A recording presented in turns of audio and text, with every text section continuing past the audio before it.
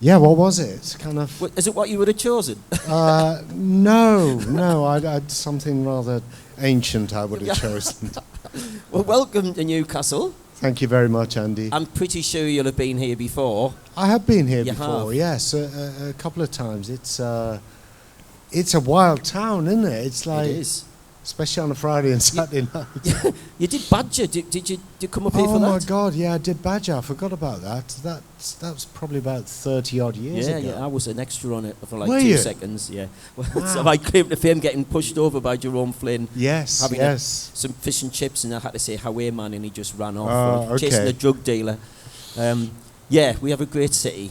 Yeah, What yeah, a it great is. city. It is. Yeah, my brother-in-law's wife comes from here, Yeah. so I've got family connections. You here for the few days?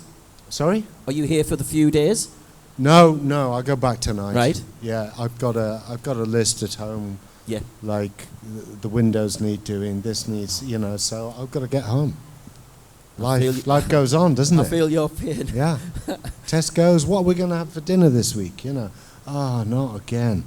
Yeah. Yeah, you know the kind of thing. You go from being on stage to Yeah. do the shopping and do the big pain. Yeah, but we have that every week. Anyway. Yeah. So, I mean, there's a gentleman. I mean, if you look at this gentleman's career, yeah, we're going to talk about Harry Potter and everything later, which I'm sure there's a lot of fans. But I mean, you've been in a lot of our great British programs, haven't you? Like the Badger and all those type of programs over the years. So let's take you back a little bit. Before all of that, well, just as you were starting off, what made you become an actor, and how did you come into the trade?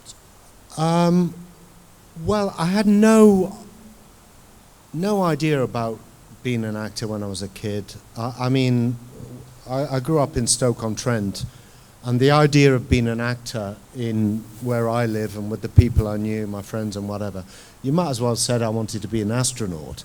I had no reference whatsoever about what it would mean to be an actor. The only thing I was half decent at was drawing when I was a kid. I wasn't very academic, so sort of that made sense to me to follow that path. And I did, once I'd done A-levels, I did a foundation course in art.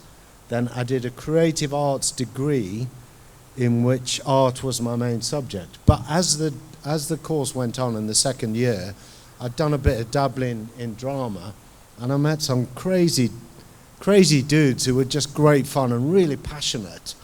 And I thought, wow, I like this. This is good fun. And I like the idea that, I don't know, something caught on fire with me. And I like the idea that, without sounding too pretentious, that this is your kind of paintbrush, if you like, and your palette, and is your emotions, your physicality, your imagination. This is it. And I just caught on fire with it. And then I was quite a determined young man, and then just set about it. I mean, I did children's theatre in Stoke-on-Trent. I formed a company and toured up and down the country for a couple of years. Finally went to London and plugged away for quite a few years before I got a decent agent. And then once I got a decent agent, he started getting me auditions, good auditions, which I'd never had before. And I got and then that changed things, really. Having a good agent is the key, everybody. If you, I've been Well, there it certainly myself. helps. I mean, a massive dose of luck doesn't go amiss. Yeah. So let's go right back to the first audition that you ever had. What was that for? What was the First one? audition. Oh my God. Do you know, I can't remember. I can remember auditioning for Jesus Christ Superstar at a musical at Coventry, and it was a bloody disaster. It was awful, and because I'm not a very good singer, I can hit a note, but as a music teacher once said to me, it's not particularly pleasant. But anyway, I went up for this musical, and I went in, and they said, "What are you going to sing?" And I said, "I'll sing this song." And they gave me the intro, dun, dun, dun, dun, dun, dun, dun, dun, dun, dun. And I came in at the wrong place, and they said, okay, stop, we'll try it again. Dun, dun, dun, dun, dun. I came in again, wrong place. And they went, okay, thank you. And it was, as a young actor, it was like mortifying. I couldn't listen to that musical for about 20 years. That's one of the early auditions I remember. But obviously, it got a bit better.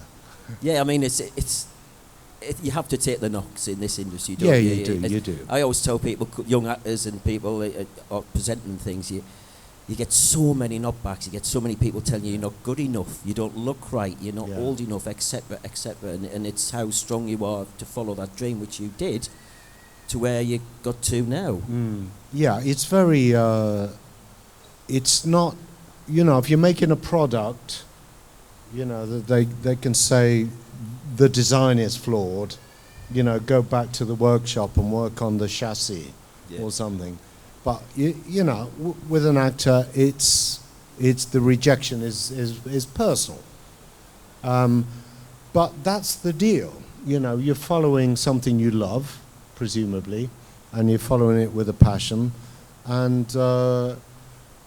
it's a life of rejection. It's a life of uncertainty. And I'm not making it, I always say, well, I'm not working down the pit.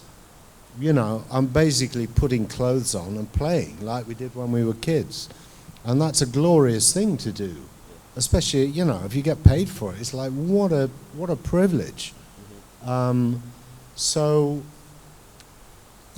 think the kicker with acting is the uncertainty. Because a lot of people go, I love acting, but I don't want to live in that uncertainty because you don't necessarily know when the next wage is coming in, or even if you're going to get another job.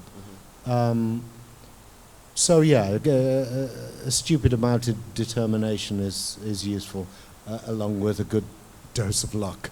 I love your story because I love the connection between Woman in Black and what happened further forward with Daniel Radcliffe. It's such a nice story, isn't it? Yeah. Let's go to the Woman in Black first, and then if anyone doesn't know, I will explain that connection. It's really nice. Let's go to that in Susan Hill's words and narrative. What was it about that character, Arthur, that you saw when you felt? I mean, it's one of the classic novels, plays, being made into a play, etc. What was that about that character that really jumped out first? Well, I think for me, Woman in Black, for anybody who doesn't know, was it's a ghost story. It came out, I think it was in 1990. And for me, I played the lead, which was like, oh my God, it was very, very exciting.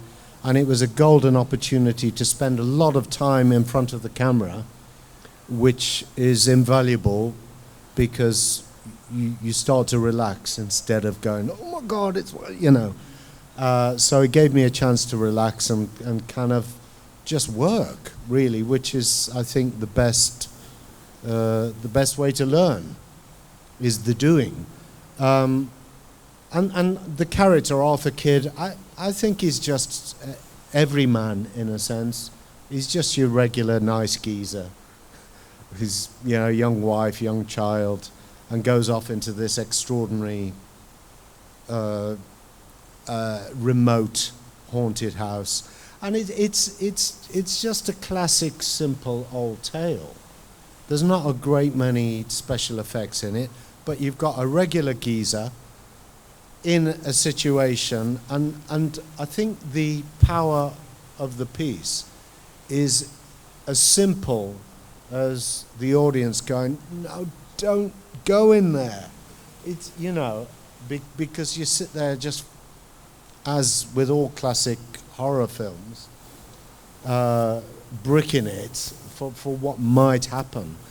And it's happening to somebody, hopefully, who you sort of care about, because he's quite innocent and just a nice geezer.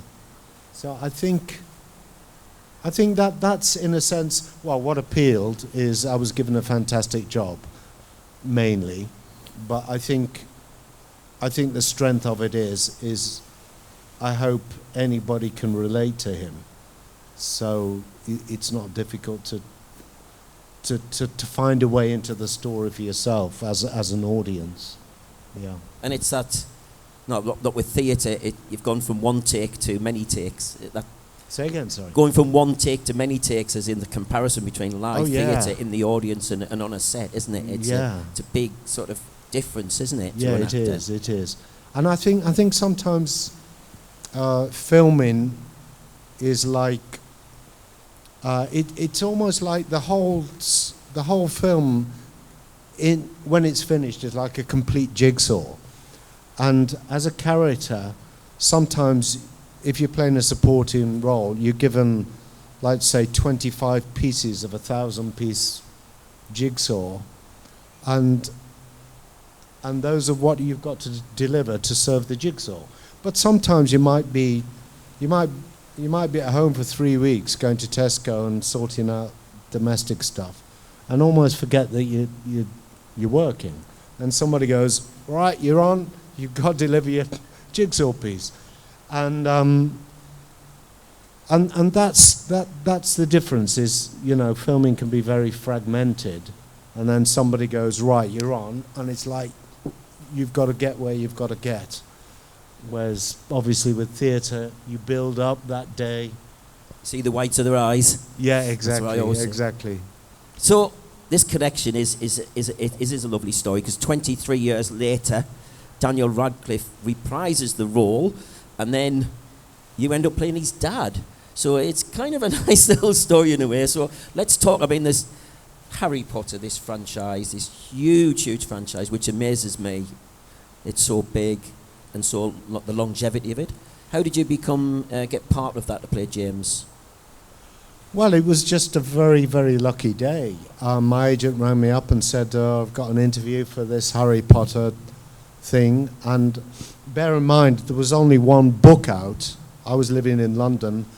So I was aware, because you'd go on the underground and everybody be reading this book. The children would have the children's covers and the adults would have the adult cover. But this book was everywhere. And so I knew there was, a bit of a vibe going on about it, but obviously I would never, ever, I don't think anybody would have imagined what it's become.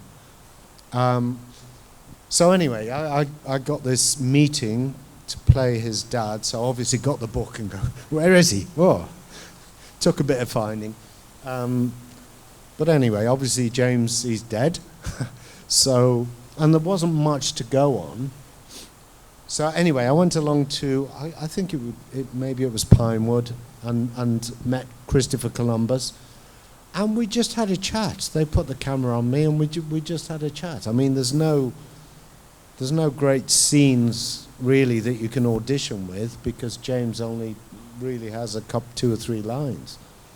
So I think it was all about a feel, and obviously they would have, and can we buy that this man could be Daniel Radcliffe's father? I mean, that's up to them. But obviously, they saw something which, I don't know, it's a mystery to me.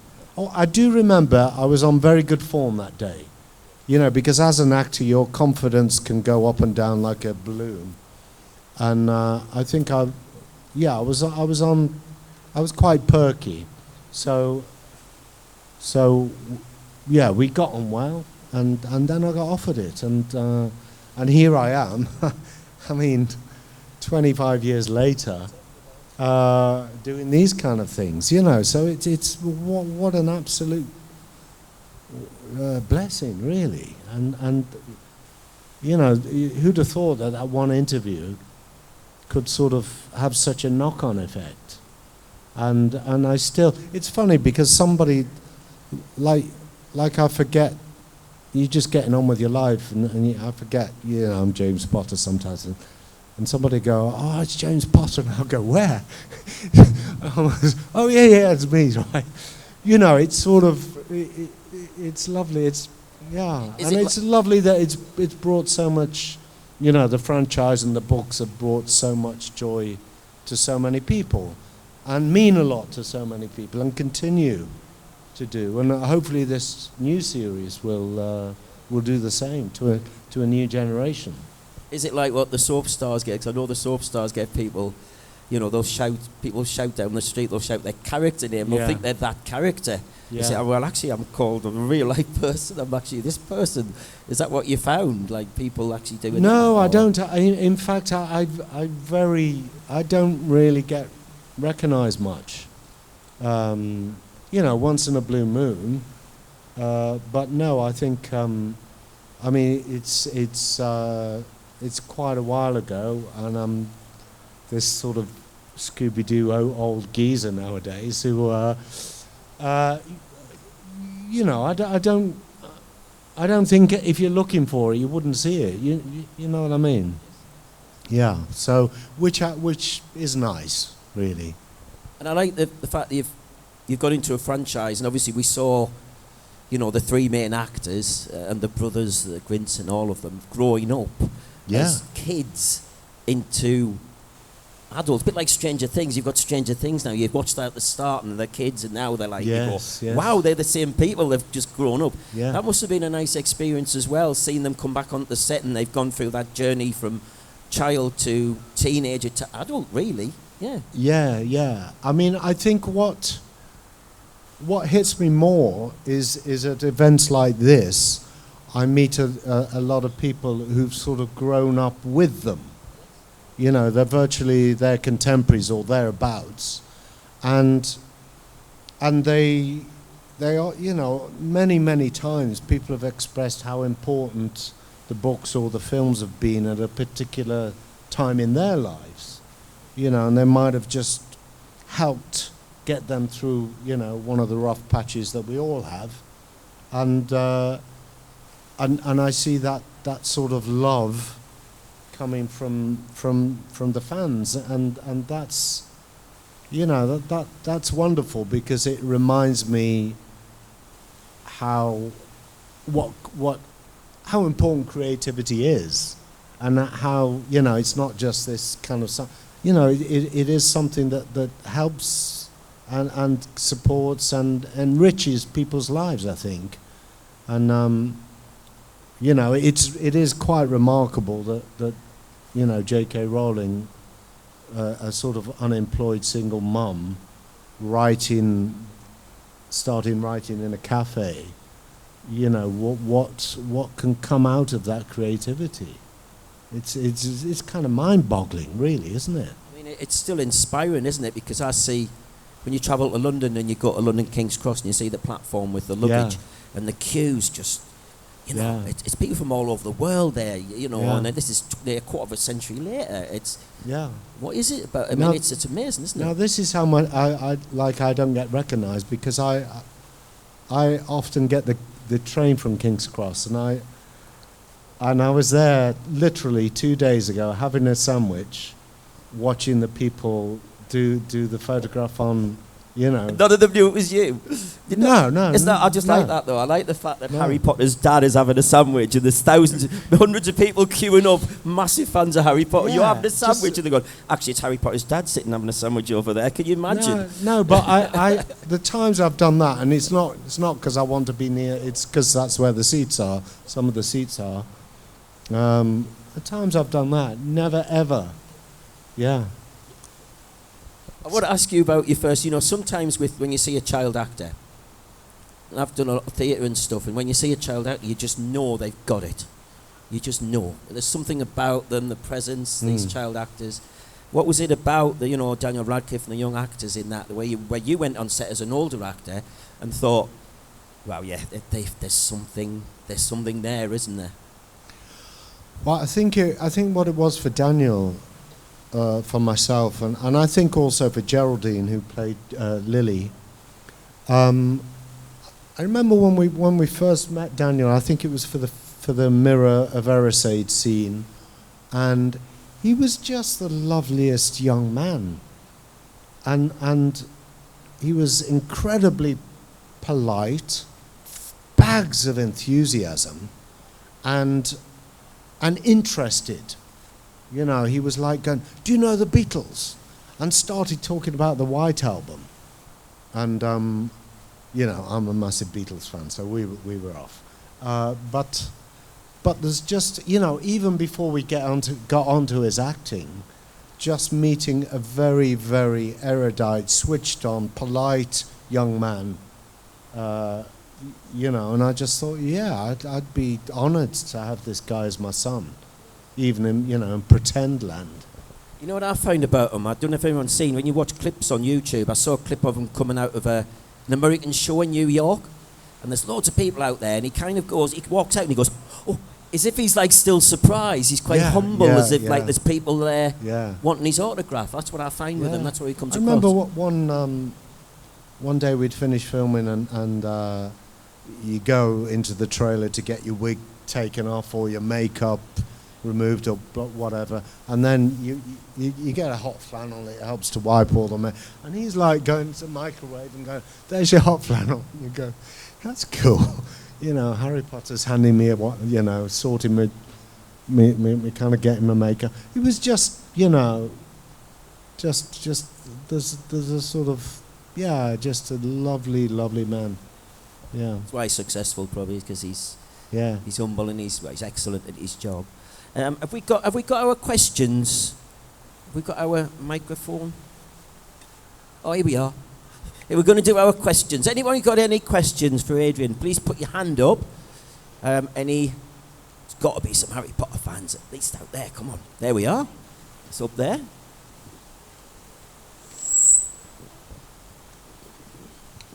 Obviously, Harry Potter was a mixture of well-known actors and people just starting out.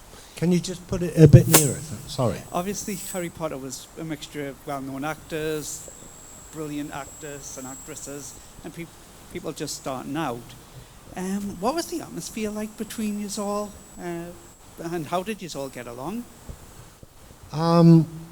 Well, with my work on the films, because of our storyline, James and Lily's storyline, really most of the stuff was just with Daniel. So I never really got to, you know, hang out with Emma or Rupert or,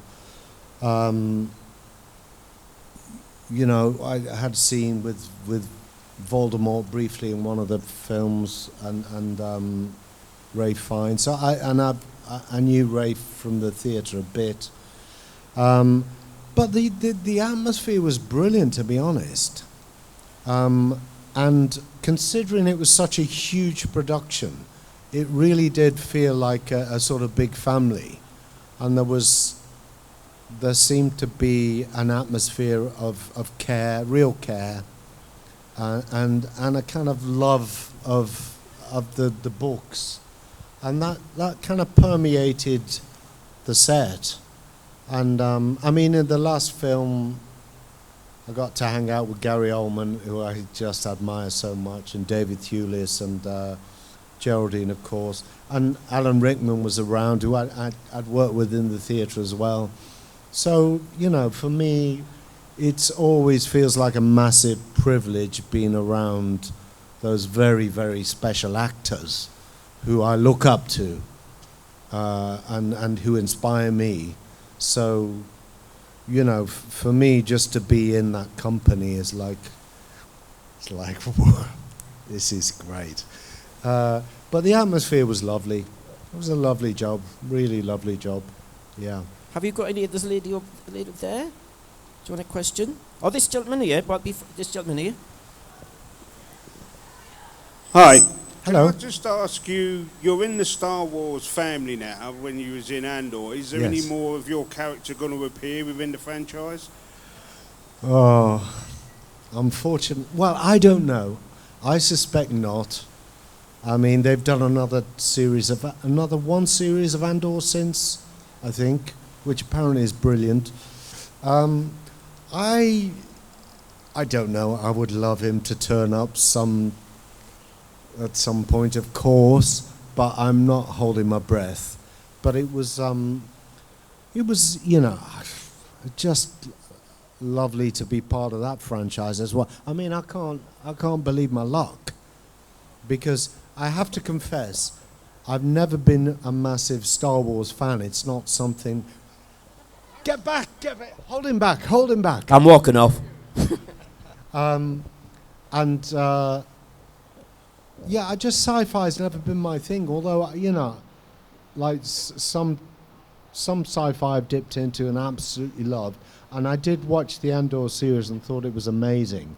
And I think that's changed my opinion actually. But yeah, it was quite interesting because everything was kept so secret.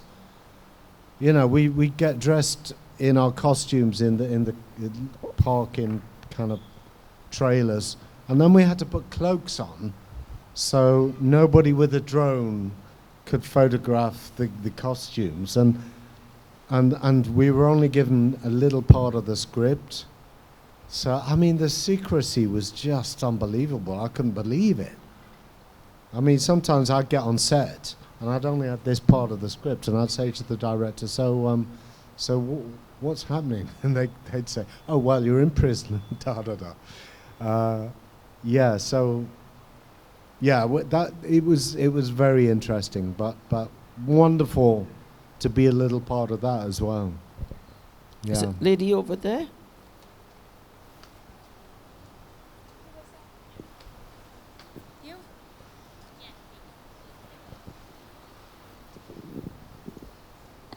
Hello.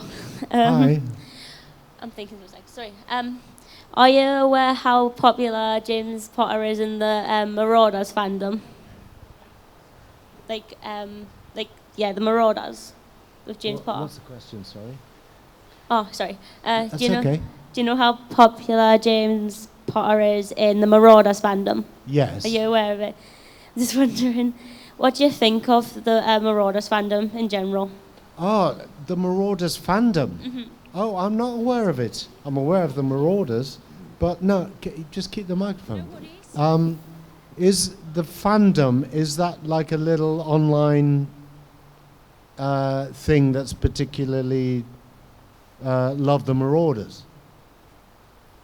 Oh, no, I'm not aware of that actually. Are you a member? Who's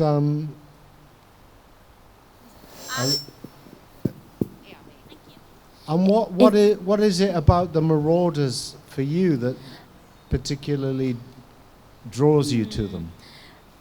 I got into it like a couple of years ago, mainly from my brother. Yeah.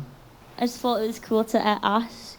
So, because we don't really know much about the story doer, so it's like technically make a fandom, so it's like made up and everything. Yeah. So yeah, that's just yeah. Is it because the Marauders get up to no good? Yeah, there's Can you relate to that? Yeah. Yeah. Thank you. I didn't know there you. was a fandom. Maybe I have to look it up. You will, because James Potter's really popular in it. Oh. Well, I'll definitely look it up in that case. They've got fan casts like for the younger Marauders, and a popular one for James Potter is Aaron Taylor Johnson. Okay. You'll have to look it up. So if I look up Marauders fandom. Yeah, Marauders era. Okay. All right. I'll have a look. Thank you. Thank Thank you. you for your question. Thank you very well, much. ladies and gentlemen, we've got to wrap up now. We've got a lot of Q&As on the way. We've got Natalia Tenner coming up at about 11:15. Thank you, Adrian. That's a wonderful chat. Thank you very much. We could have Andy. chatted a long lot about a lot thank of you for other your things, to be questions. fair, but Yeah. we've got a big list of people to get Yeah, on the sure. stage. Ladies and gentlemen, show your appreciation for Adrian Rawlins and get a photo.